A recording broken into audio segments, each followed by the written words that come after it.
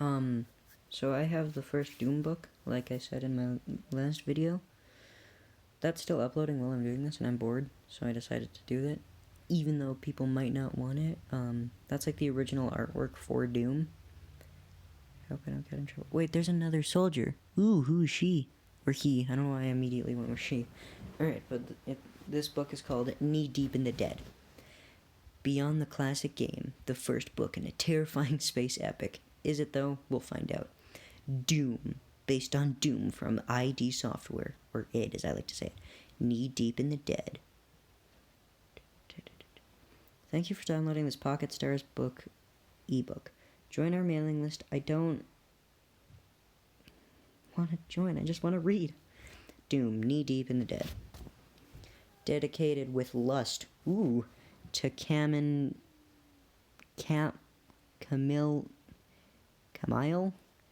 Paglia, who smokes the same cigars as Fred Olin Wright. I have no idea who either of those people are. Before the beginning. Kefaristan is about as close as you can come to hell on earth. I say that with authority. I've spent the last 18 months doing a tour here, trying to keep with the Kafiri People's Liberation Army, who calls themselves the Scythe of Glory.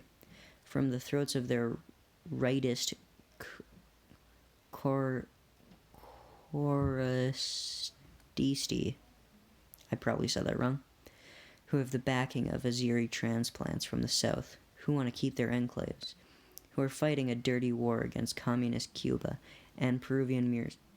Jeez, you get the picture. It's a snarled skein of a million bloody threads up here on top of the world, in the northern extension of the Karakoram range between Afghanistan and Samarkand, Uzbekistan. I can't pronounce any of these things, don't expect me to.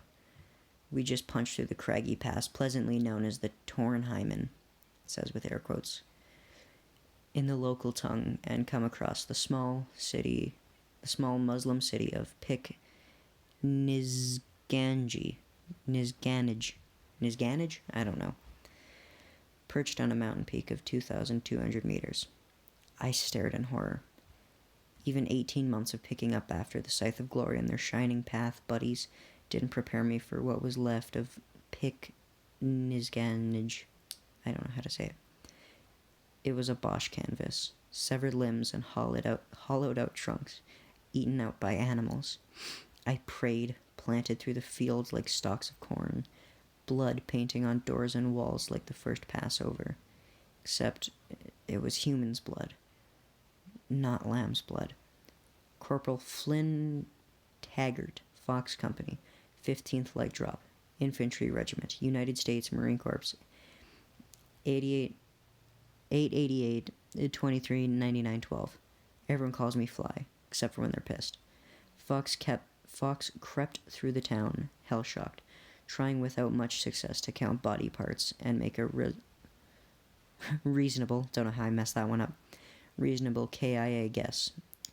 Fog or an evil cloud rolled across the mountaintop, shrouding the sprightly red decoration and muffling our footsteps. It was like we walked along a cotton corridor, tripping over some gruesome reminders that war, especially the virulent hatred of one tribe for another, throws men back into pre-bronze, pre-agriculture savagery. I wondered how many victims were killed by the victor's bare hands. Something moved in the mist. A shadow. A shape. Nothing more. Gunnery Sergeant Goforth froze with a slight hiss. Fox is damn well trained, even for the light drop. Gates stood next to me. He touched my arm, silently pointing to left and right. I saw immediately. Whatever the shapes were, they surrounded us from 8 o'clock to 4 o'clock. We might be able to retreat, but we couldn't flank. I watched the gunny, Arlene Sanders, was whispering something in his ear. She was our scout, the lightest of the light drop. PFC Sanders could fade into the night, so not even a werewolf could sniff her out. My best buddy. She might have been more. Once we were buddies. We didn't talk about that night. Anyways, she had Dodd, and I didn't separate bookends. Arlene backed past me, throwing a wink as she vanished. She would swing in a wide arc, ease around behind the still-moving shades, and report back to the lieutenant and Gunny Goforth via a secured line. I'd find out soon enough. I hadn't moved, and neither had the rest of us. I could barely hear Bill breathing next to me, and I couldn't hear Dodd or Shield at all. If we were lucky, maybe the Dinks. It legitimately says Dinks, D-I-N-K-S. Maybe the Dinks wouldn't even know we were here. They'd just pad right on by. Then Lieutenant Beelzebub came running up, demanding, "What the hell is going on here?" in his normal speaking voice, in irritating whine. Oh, that's not how he sounds at all. I'm keeping it that way, though. The lieutenant's name was Weems, actually. I just call him Beelzebub because he's a fat, sweaty heathen, always surrounded by a swarm of gnats. They like the taste of his perspiration. Yeah. The Dinks froze as suddenly as we had, no longer moving. Ugh. They vanished into the swirling gray. We had just lost whatever surprise we had, lost our best chance to get out of this encounter without a shot fired. All because of a buffoon who had been a first lieutenant for 3 years now and couldn't figure out it was a Medusa drill. One of them moved, then another. They moved slightly, here and there, and we no longer had a clue where the mass of them was. Weems began to panic. We'd all seen it before. "Aren't we going to take them out?" he asked Goforth, who was frantically putting his finger to his lips. "Somebody should take them out." Goforth, or is that him? We're just going to go with Weems' voice. "Somebody should take them out." Goforth put his hand to his ear. He was listening to Arlene's report, trying to stifle the lieutenant with his other hand. But Weems saw a ghost to his left, a specter to his right. We were surrounded. In Weems' mind, I use the term loosely. They were Indians. We were the 7th Cav, and he was the custard. "The lieutenant isn't going to stand for this." I keep switching his voice. Snapped the lieutenant. "Goforth, take out the soldiers." That's because it's hard. That's hard to do, so I'm just gonna... I don't know. The gunny broke his own drill. "Sir, we don't even know who they are. Sanders says they're wearing robes and hoods and..." "Scythe of glory," said Weems, raising his voice. "No, sir, just robed men. Gunny, I gave you an order. Now take down those men." Arlene flashed past me again. "What the hell's going on?" she hissed. "Weems wants us to take him down." "Fly, they're monks. You gotta stop the crazy son of a..." Oh, that's a swear word. "You gotta stop the crazy son of a gun." I'm gonna have to censor myself with these. I was the second-ranking non-com. Goforth would listen to me, I thought. I hunched over and jogged to the gunnery sergeant. "Gunny, Arlene says they're monks." Taggart, right?" "Taggart, right?" said Weems, as if bumping into me at an oyster-shucking party. "Sir, they're just monks." "Do you know that for sure? Does anyone know that for sure?" Sanders said... Does Sanders have to deal with Colonial Brinkle every week? "Sir," began the gunny, "I think we should recon the group before we open fire." Weems looked him in the face, shaking in fury. "As long as I'm giving orders here, Marine, you'll obey them. Now take down those men." "Monks. Freaking monks." I snapped. Maybe it was the body parts, the mountain air, thin oxygen, a gut full of Weems, Arlene's frightened, incredulous stare, the way Goforth's jaw set and he turned to give the order. A 20-year man. He wasn't going to throw it away over a bunch of lousy religious dinks. But suddenly it occurred to me that if Weems were lying face down in the deep muddy, I don't know why they said that, deep muddy, he wouldn't be given no orders. Then we could let the damn monks disappear, and nobody would be the loser. "Excuse me, sir," I said, tapping the Louis on the soldier.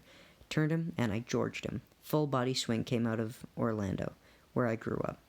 Picked up speed over Paris Island, hooked in at a Kefiristan, and turned off the lights of Mr. Lieutenant Weems in Nizgangini. I still can't say that. Alas, they only flickered. Power was restored. The dork didn't have a glass jaw. Have to give him that. Weems sprawled. I'm only going to read to page 15. We're on page 12 right now. Weems sprawled messily in the mud, and a couple of the boys were on me like monkeys in a tree. Weems flopped for a bit like a giant spider. Then he found his hands and knees. He glared at me for a moment, an evil smile cracking on his face. "Later," he said, then turned back to Goforth. "That don't mean crap, Gunnery Sergeant. Now take out those men, or are you going to frag me instead?" Goforth looked at me, looked at Weems, looked at the ground, then clicked his M82 to rock and roll quietly, and quietly said, "Fox, take down those men."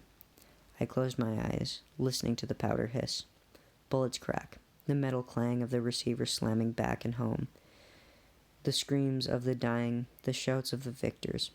I smelled the smoke from the powerless, from the... what? I smelled the soak from the... I smelled the smoke from the smokeless power, the primer, fresh blood. I'm in hell, I remember thinking. I'm in hell. We mopped up the enemy troops in record time. Strange thing, none of them shot back. In fact, no weapons were found. Just 53 men ranging from preteen to 70, or 80, wearing brown robes and hoods. Shaved heads, a couple carrying prayer sticks. The boys wouldn't get off my back. Weems wouldn't even walk around here where I could see him. That murdering fool. Well, he formally charged me, and I opted for a formal court-martial instead of a captain's mast. Jesus and Mary, somebody should put a bullet in his brain. I could taste the trigger. I didn't know how I was ever going to be shriven if I couldn't feel remorse. Oh, that was like the prologue. Okay, well, basically, I'm just going to read the prologue.